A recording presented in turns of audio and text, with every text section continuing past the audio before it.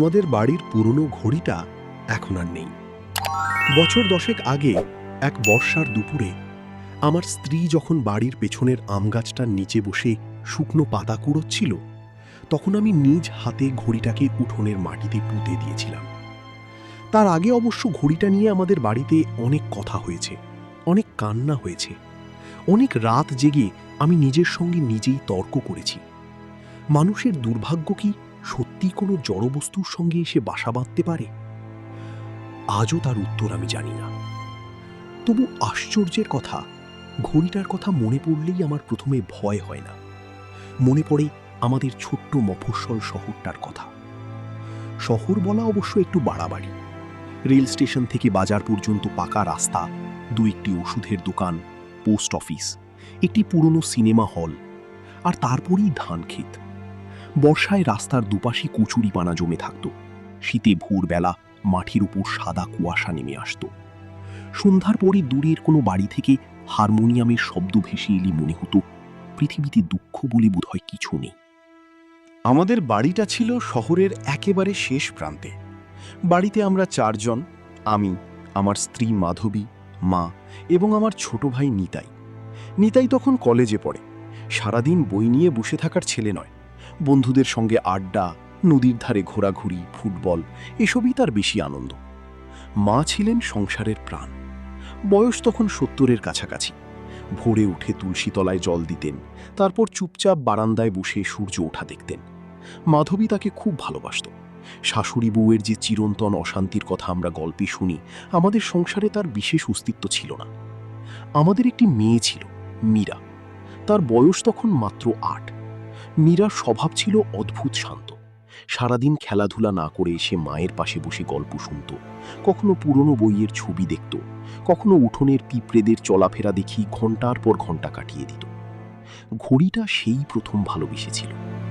ঘড়িটা আমাদের বাড়িতে এসেছিল এক শীতের বিকেলে।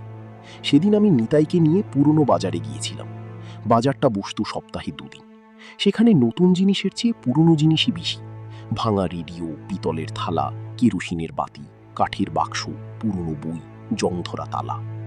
এক বুড়ো লোক মাটির ওপর চট পেতে বসেছিল, তার সামনে নানা রকম জিনিস। হঠাৎ আমার চোখে পড়ল ঘড়িটা।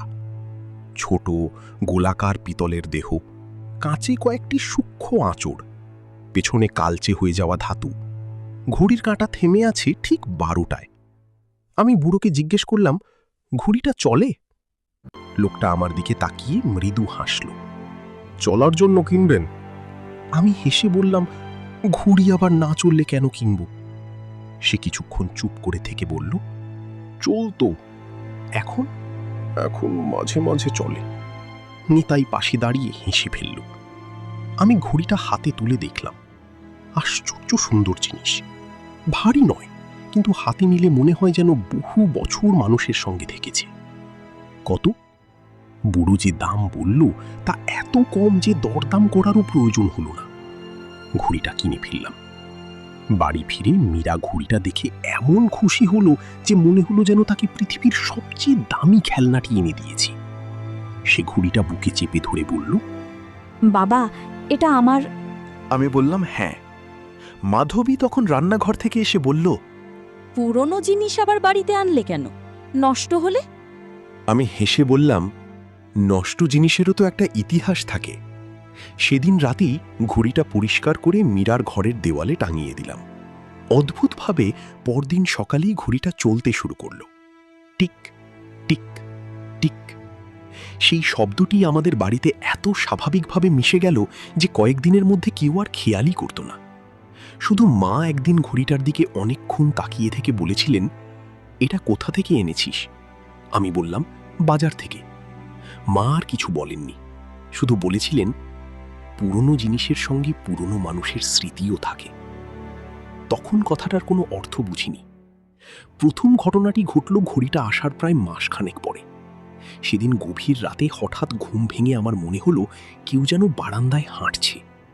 শীতের রাত, জানলার ফাঁক দিয়ে ঠান্ডা বাতাস ঢুকছিল।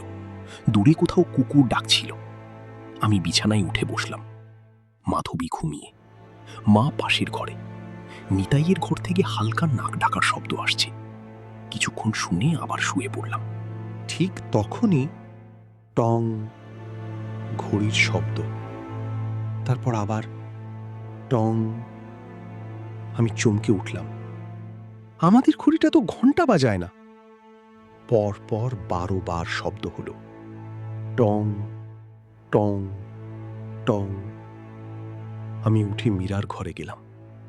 দরজা আধ খোলা, মীরা ঘুমিয়ে আছে। ঘড়ির কাঁটা দাঁড়িয়ে আছে ঠিক 12টায়। আমি ঘড়িটা খুলে হাতে নিলাম।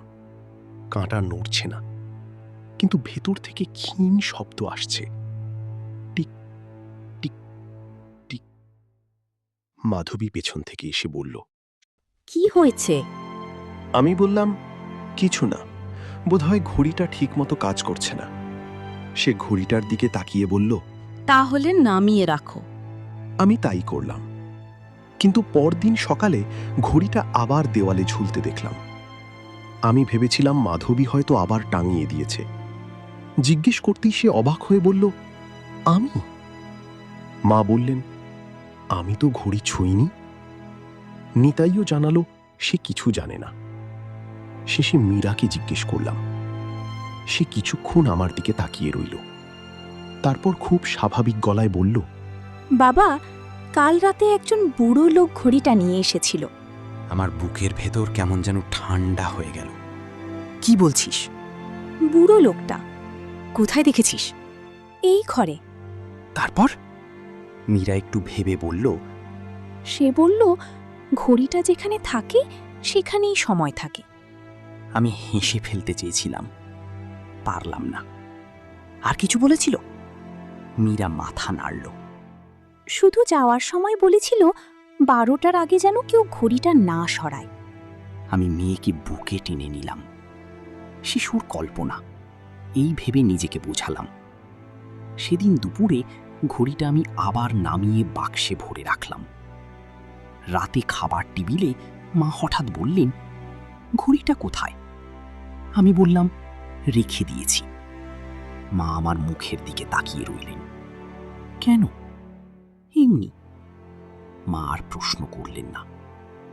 কিন্তু সেই রাতেই প্রথমবার আমি লক্ষ্য করলাম আমাদের বাড়ির ঘড়িগুলোর মধ্যে কেবল সেই পুরনো ঘড়িটিরই শব্দ শুনতে পাচ্ছি, টিক টিক টিক, বাক্সের ভেতর থেকে। রাত বাড়তে লাগলো। 12টা বাজার কিছুক্ষণ আগে আমি ঘুমিয়ে পড়েছিলাম। হঠাৎ ঘুমের মধ্যে শুনলাম টিক টিক টিক। তারপর একটি দীর্ঘ ধাতব শব্দ। চোখ খুলে দেখি ঘরের দরজা খোলা, বাইরে করিডোরে মৃদু আলো। আমি উঠে বসতেই মাধবী বলল, কি হয়েছে?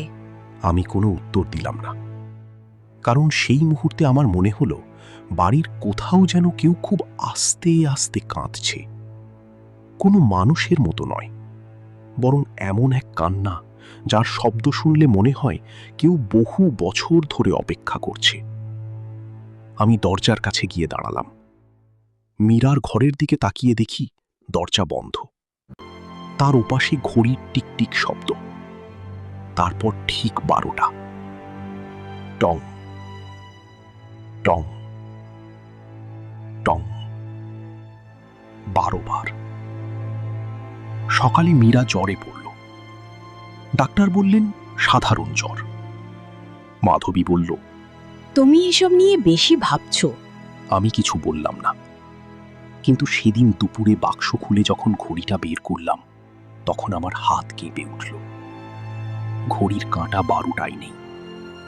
এবার কাঁটা থেমে আছে 1:17 আর ঠিক সেই সময় বাড়ির পিছনের বাঁশঝাড়ের দিক থেকে ভেসে এলো মায়ের চিৎকার, ওরে নিতাই! আমি ছুটে গেলাম।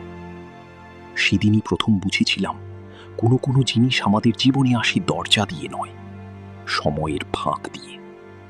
আর একবার এসে পড়লে তাকে বিদায় দেওয়া এত সহজ নয়।